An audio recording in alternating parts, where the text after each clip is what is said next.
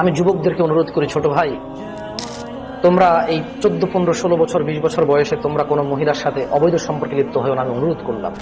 তোমার জন্য আল্লাহ যে রিজিক রেখেছে তুমি পাবা ইনশাআল্লাহ, আস্থা রাখো আল্লাহর প্রতি। আমি যুবতী আমার বোনদেরকে বলতে চাই, বোন, তুমি এই ছেলেদের সাথে তোমার চরিত্র নষ্ট করিও না। তুমি সন্তুষ্ট থাকো। আলহামদুলিল্লাহ, এই দেশের মাটিতে এখনো মানুষ এটা মনে করে না যে মেয়ের বয়স 30 বছর হলে বিয়ে দেবো, ম্যাচুর হইতে হবে।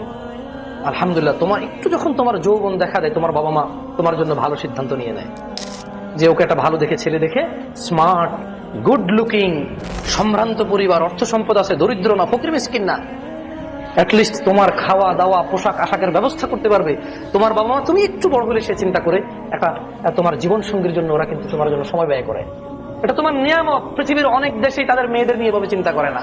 আলহামদুলিল্লাহ, বাংলাদেশে তোমার জন্ম, এই দেশে তোমার জন্ম হতে তোমার জন্য এটা অনেক বড় নিয়ামত যে তোমার পিতামাতা তুমি একটু বড় হলেই তোমার জন্য জীবন সঙ্গীর একটা উত্তম ব্যবস্থার পরিকল্পনা করে।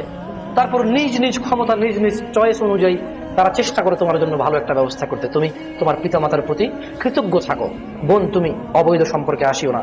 আকুলু কওলি হাযা ওয়াস্তাগফিরুল্লাহ লি ওয়া লিসাইরিল মুসলিমিনা ওয়াল মুমিনিন ফাস্তাগফিরুহু ইন্নাহু হুয়াল গফুরুর রহিম। সবাই ইস্তিগফার করেন। আস্তাগফিরুল্লাহ, আস্তাগফিরুল্লাহ।